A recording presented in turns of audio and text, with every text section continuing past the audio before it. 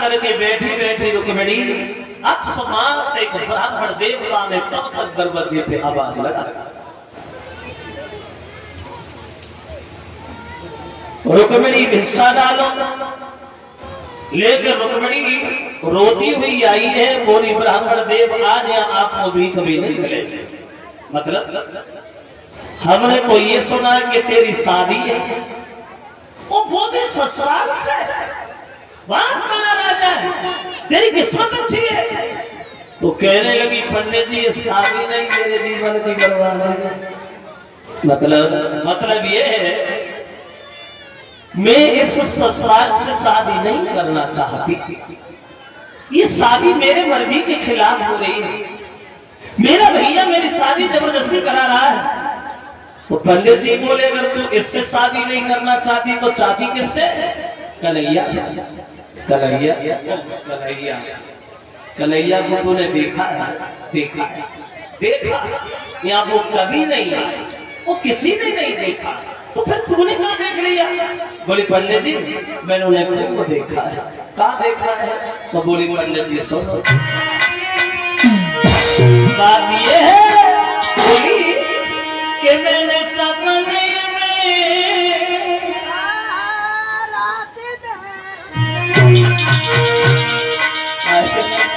बोली कि मैंने सपने में श्याम को है समय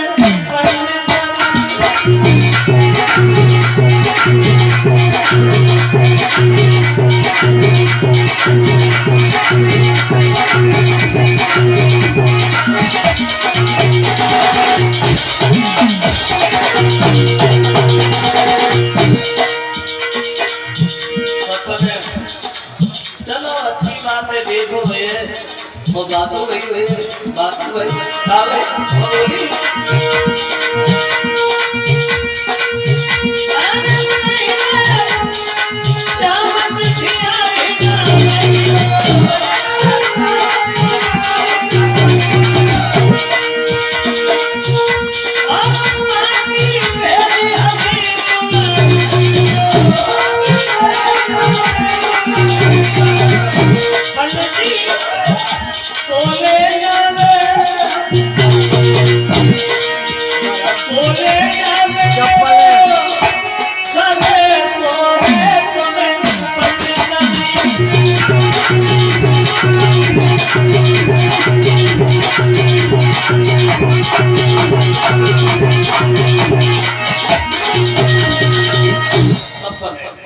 कन्हैया ने मुझसे ये कहा था कि जब तुम परेशान हो जाओ, बारात जब आ जाए तो आप बिल्कुल चिंता न करना, खत भेज देना, मैं आऊंगा और ले जाऊंगा।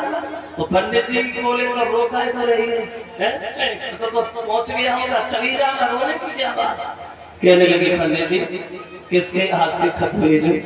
एक काम करो आप ही हमारा खत लेके द्वारिका चले जाओ। पंडित जी बोले हाँ हम चले जाए, जो बोले सो कुंडी खोले, बुद्धि खराब है, द्वारिका बहुत दूर है, वो मेरे ऊपर बुलाता है और मैं तो रास्ता में मर जाऊंगा, ये काम मुझसे नहीं होगा। कहने लगी पंडित जी अगर तुम नहीं जाओगी तो मैं जिंदा नहीं रहूंगी। तो पंडित जी को तरस आ गया, बोले मर रही है तो मरे नहीं, अब तू लिखे लिखे। पहुंच गए तो पहुंच गए और ना पहुंच गए तो पहुंच गए, रास्ता में मर गए फिर भी पहुंच जाएंगे, तेरी खबर हो जाएगी, लिखी। अब खत लिखने लगी भगवान श्याम सुंदर, मैंने बचपन से तुम्हें अपना पति माना था, मैंने बचपन से तुम्हारी पूजा की है घनश्याम, लेकिन मेरा भैया हमके बीच में जो है वो दीवार बन गया है, चारों तरफ से हमें घेर लिया है। मेरी दशा वो है जैसे कसाईयों के बीच में गाय फंसी होती है। अगर तुम न आए तो यहाँ रुक्मिणी की लाश भी तुम्हें देखने को नहीं मिलेगी। अब वो खत रुक्मिणी ने पंडित जी को दिया और एक बात बोली है पंडित जी ले जाइए, और कन्हैया से जाके एक बात जरूर कहना, क्या? तो बोली अरे अब और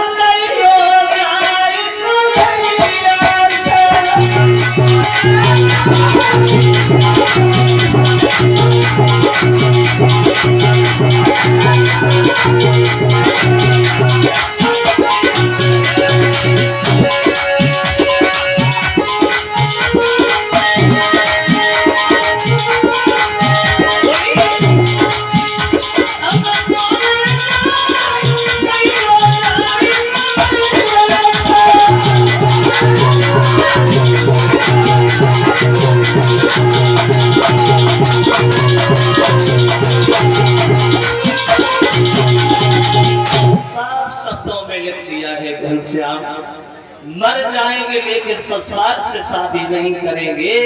और वो खत जो है वो बूढ़े से ब्राह्मण को दिया था, ले जा। अब चले हैं कुंदनपुर से द्वारका के लिए पंडित जी। मन में विचार आ रहे, चलो रुक्मिणी का काम भी हो जाएगा, हमें दर्शन भी हो जाएंगे, दोनों काम बन जाएगा। लेकिन 2-4 कोसे निकल पाए। अब बुढ़ापे में पैदल नहीं चला गया। तो पंडित जी ने थोड़ी सी सुंदर सी छाया देखी, वहीं विश्राम किया और थोड़ी देर बैठे, लेट गए और लेटे तो सो गए। पहुंच गई चिट्ठी। अब बुढ़ापे में पैदल नहीं चला गया। वो देखो, वैसे बुढ़ापे में पैदल ही नहीं बल्कि बुढ़ापे में तो कुछ होता ही नहीं है। शरीर काम करना छोड़ देता है, इंद्रियां शिथिल पड़ जाती हैं और बुढ़ापे में सब नफरत भी करने लगते, सब धोखा भी दे देते। हितकारी, व्यवहारी, परिवारी, रिश्तेदारी, घरवारी, सारी सब छोड़ देते। कल सवारी कन्या खड़ी हो गई।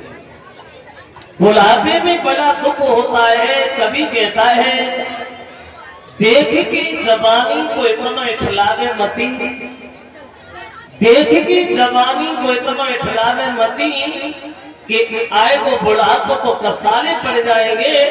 और लेटत में खटिया की पाटी पर रहे वो हाथ और चलत में लठिया के लाले पड़ जाएगा। वो दिन तेरी जिंदगी में आए बुढ़ापे। जो हमारे बड़े बड़े लोग यहाँ बैठे हैं, इन्हें अपनी जवानी बहुत याद आती है, क्योंकि जवानी के जमाने की बात अलग होती है। जवानी के जमाने की बात अलग होती है। उस समय चाहने वालों की चाहते कुछ अलग होती है। और ये बुढ़ापा भी ऐसा है जो हर आदमी से बड़ा प्यार करता है।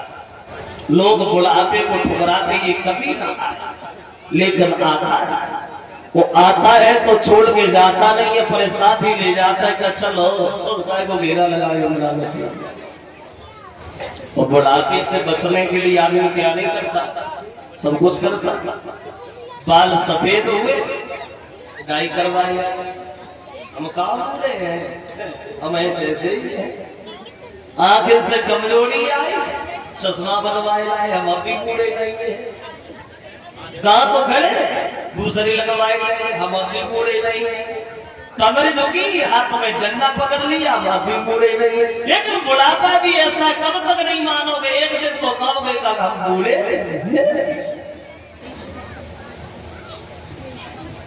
कभी कहता है बात ये है कि पहला कितने लगवाई बड़ा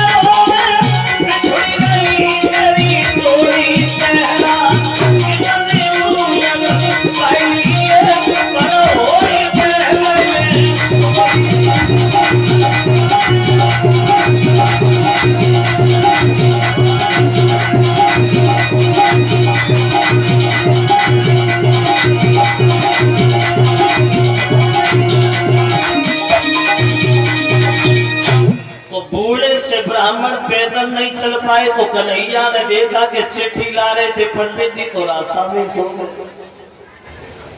उन्हें योग माया द्वारा उठवाया, द्वारिका में लिखवा लिया। पंडित जी की आंख खुली तो बहुत चक्के से खड़े हो गए, सोचे लगे बाहरी परमात्मा जी नहीं मालूम पड़ा कब आ गया, सोते सोते आ गया। तुम्हारी बड़ा कृपा रही। अब बलराम से मिलने के बाद कन्हैया से मिले हैं पंडित जी और वो रुक्मिणी वाला खत दिया, बोले प्रभु चलो हमारे साथ। तो कन्हैया बोले पंडित जी हम चले तो चलेंगे लेकिन भैया हमारे अकेले नहीं जाने देंगे, हम बचपन में थोड़े नटखट ज्यादा रहे हैं। तुम एक काम करना, तुम भैया से जाके कहो कि मैं जा रहा हूं और जब तुम जाओगे तो लोग विदा करेंगे तो कुछ ना कुछ उपाय भी ढूंढ लेंगे। अब बलराम से बोले भैया दर्शन करने आए थे, भगवान के दर्शन हो गए, हमें आज्ञा दे दो हम अपने घर जाए। तो बलराम बोले कुछ दान चाहिए? पंडित जी बोले दान नहीं सिर्फ आज्ञा। अब सब लोग पंडित जी को विदा करने लगे तो दरवाजे पे पहुंच पाए तो कन्हैया ने इशारा दे दिया तो पंडित जी बड़ा तेज हांफना खांसना शुरू हो गए। तो बलराम बोले के पंडित अरे दौड़ा आता है मुर्गी की शिकायत है, हत्या लगा हुआ क्या? कन्हैया बोले भैया बुढ़ापा है, अगर तुम कहो तो पंडित जी को थोड़ी दूर मतलब हम छोड़ते। बोले हाँ छोड़े आओ, लेकिन रुकना नहीं जल्दी आना। अब पंडित जी को रथ में बिठाया, चल दिए भगवान। कुंदनपुर से गांव से बाहर एक मंदिर पर रथ खड़ा कर लिया। बोले पंडित जी ये सब फौजे के लगे हैं? बोले ससुराल के। इसका मतलब है ससुराल तैयारी से आया और तुम हमें अकेले ले आए, मैं लड़ नहीं पाऊंगा, मैं तो जा रहा हूं। लड़की से कहना इसी के साथ चली जाए। कहने लगे श्याम लड़की मर जाएगी लेकिन इसके साथ नहीं जाएगी। लड़की मर जाएगी इसके साथ नहीं जाएगी तो क्या लड़की के पीछे मैं मर जाऊं? एक काम करो, अगर अकेले में हमें मिला दो तो लिए तो जाएगी, लड़ नहीं पाएगा। अकेले की बात है। हाँ तो इसी मंदिर पे खड़ी हो जाओ और हम पूजा करने के बहाने से भेज रहे और तुम्हें बैठाना चले जाना। कैसी रही? भगवान बोले बहुत बढ़िया। अब भगवान मंदिर पे रुक्मिणी घर पे और जो पंडित जी को देखा भाग के सामने पहुंचेगी। पंडित जी कैसे हम आ गए, कितने हाथी आए हैं, कितने घोड़ा आए हैं, कितनी फौजें आई हैं, कितने लोग हमें लेने आए। पंडित जी बोले चुप रहा, हाथी घोड़ा फौजे सो समा मरो सो धरो। अभी तक हमारे देखो नाई न तो पहली बार देखो तो समा नाम सुधराम रहो है। अरे क्या देख रही है कन्हैया में? ससुराल सुंदर तो है ही ना। बोले पंडित जी तुम समझ नहीं रहे हो। क्या नहीं समझ रहे? तो रुक्मिणी बोली पंडित सब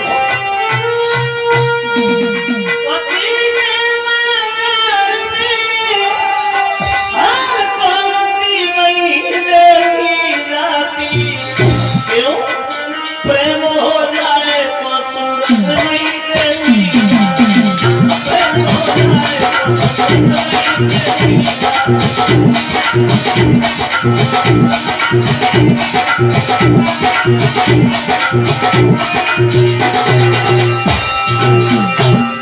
ब्राह्मण देव तुम्हें नहीं पता प्रेमी लोग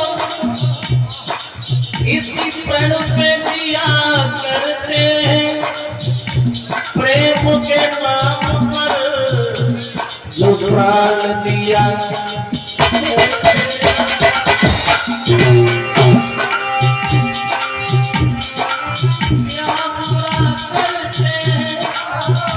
जो प्रेम में देते अपने प्रेमी को भला दान दिया।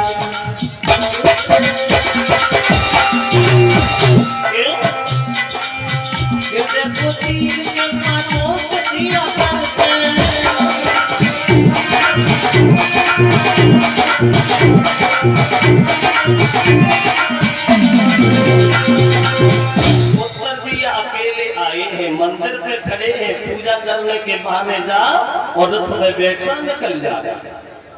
कलश वाली कन्या आ जाइए। अब पूजा की थाली सजाई, चली रुक्मिणी कन्हैया से मिलने अकस्मात रुकम आ गया। कहा जा रही है रुक्मिणी अकेली? कहने लगी भैया मंदिर जा रही है पूजा कर। तो अकेली काय को जा रही?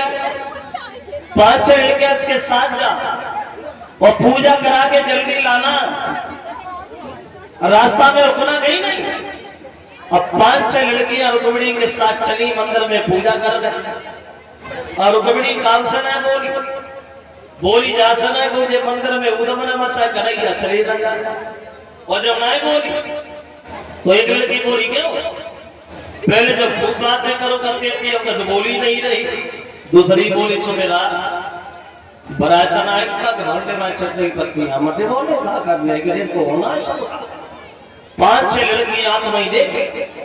कन्हैया सोचने लगे बाहरी पंडित हमारे एक बुलाई उन्हें लाइन लगाई। अब जहां में यही समझ में नहीं आ रही कि रुक्मिणी कौन सी, और यही बात रुक्मिणी के मन में आई कि हमारे धोखे का दूसरी गुना कर ले। और जोर से हाथ में कंगन मदोरे गई, हाथ उठाए के पूछने लगी बहन ये फौजे के लगी? ससपाल हाथ में कंगन देखो समझ गए हाँ यही है इन्हीं की शादी। इशारा दिया अपने करीब बुलाया इधर आओ। और रुक्मिणी आगे बढ़ी और कन्हैया से पूछने लगी आपके सर पे क्या है? मोर को मुकुट, कमर में बंसी, बजाती हो? हाँ बजा। नहीं बजाऊंगा। क्यों? बोले जो आज हमने बजाई बसुरिया जो चारों तरफ दुश्मन लगे सब टूट डालेंगे बसुरिया। मतलब के काम नहीं। तो बोली ने देखा अब कन्हैया ने बंसी को नीचे किया, रुक्मिणी ने हाथ ऊपर बढ़ाया, कन्हैया ने बंसी झोली में डाली, रुक्मिणी का हाथ पकड़ा, उठा के रथ पे बैठा लिया, रथ लेके चल दी। और जो रथ चल तो देखो वे संग की बेटरियां भाजी कितनी जाए भजती जाए, पछाड़ खा के आंगन में गिरी। रुक्म आ गया, ए लड़की रुक्मिणी कहाँ है? एक बोली भैया तुमने मंदिर में भेजा था ना, वह पता नहीं कौन खड़ा था। रुक्मिणी का हाथ पकड़ा, उठा के रथ पे बैठा लिया, रथ लेके चला गया। दूसरी बोली ले गो सो ठीक है ले लो। हम तो जो सोचे मरे जाते ना कि पता ना कब की सल रहे उन्हें ने को गाना गाने ना करी बोली कर मैं धीरे चुप जा। रुकम बोला मैं पता है कि वो कौन है, लेकर ये बात किसी के कानों कान भनक नहीं पड़नी चाहिए। हम अभी गए वो अभी आए, भाग लेकर के चारों तरफ से घेर लिया, चिल्लाने लगा कई माखन को लूट उठ के खाने वाले वाला ये औरतों को छुड़ाने का धंधा कब से शुरू कर दिया तुमने? कन्हैया बोले लड़ेगा, बोले लड़े नहीं, तड़फा तड़फा के मारेंगे जो देखने वालों का कलेजा हिल जाएगा। समझ जाएंगे दुनिया के लोग रुक्मिणी का हरण करने का नतीजा क्या होगा। अरे रथ से नीचे आ।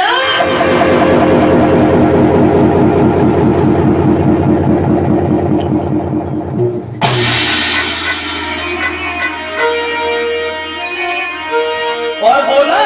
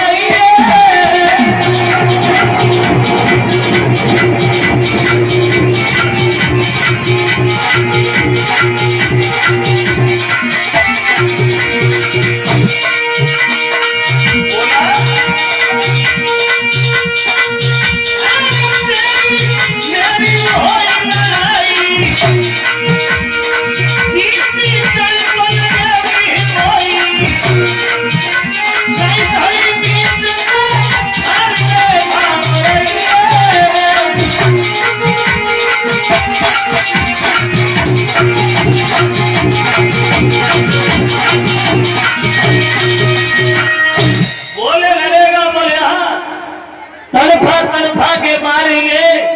अरे रस्से नीचे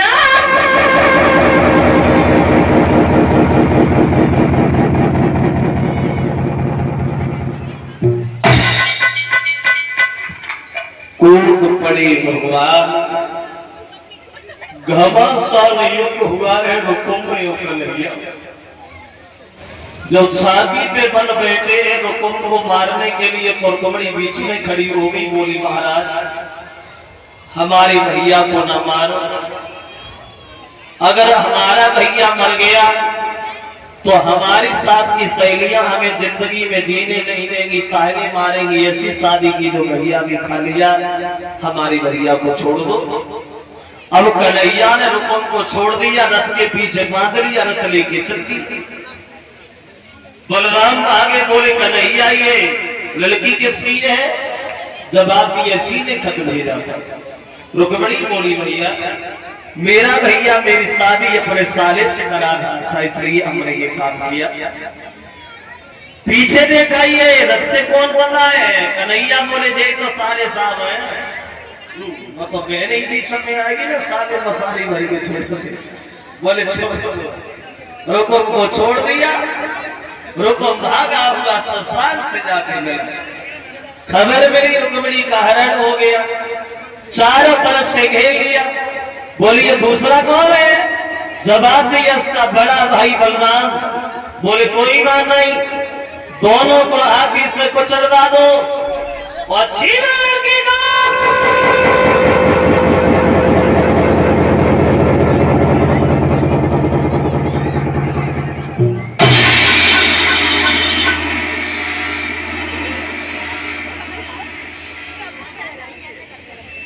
बलराम बोले श्याम रुक्मिणी को अकेला छोड़ के लड़ने न जाना, ये ससुराल की फौज हमारे लिए ज्यादा नहीं है।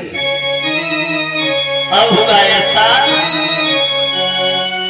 ससुराल और बलरामती और फिर जग के भाई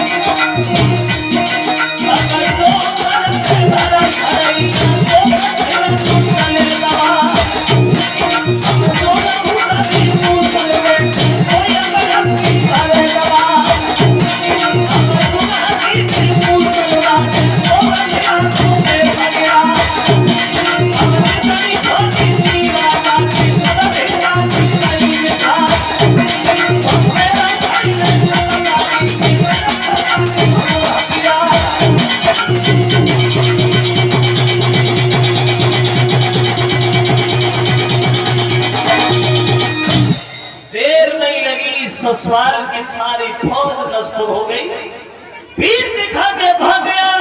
और इधर रुकुम जो है ये शर्म के कारण घर पे नहीं गया। तो भीष्म ने सुना तो बड़े मगन हुए, बड़े विध विधान के साथ अपनी बेटी की शादी करने कन्हैया से शादी हो रही है। महिला गीत गा रही और गीत गाती गाते एंटीना घूम गया, कन्हैया को गालियां देने लगी। गारी वैसे क्षमा कर, गारी वाली परंपरा तो आज भी हमारे यहाँ चल रही है, जो शादियों में महिलाएं गीत गाती हैं, गाली गाती हैं। मगर पहले गाली ऐसी नहीं गाई जाती थी जैसे आजकल गाई जाती है। हो सकता है पहले इतनी पढ़ी लिखी औरतें नहीं हो, अब पढ़ी लिखी ज्यादा है, तासे पढ़ी लिखी गाली देती। कथा भागवत में कहो कि कीर्तन बोलो तो कोई नहीं बोलती कि शर्म लगती है। और जे औरतें का को तेरे आताई होए पे देखो झटकाए लगे। इन लोगों को पता ना है कमेटी ना घूम जाए कौन सो चैनल पकड़ ले कहां से बोलना शुरू हो जाए।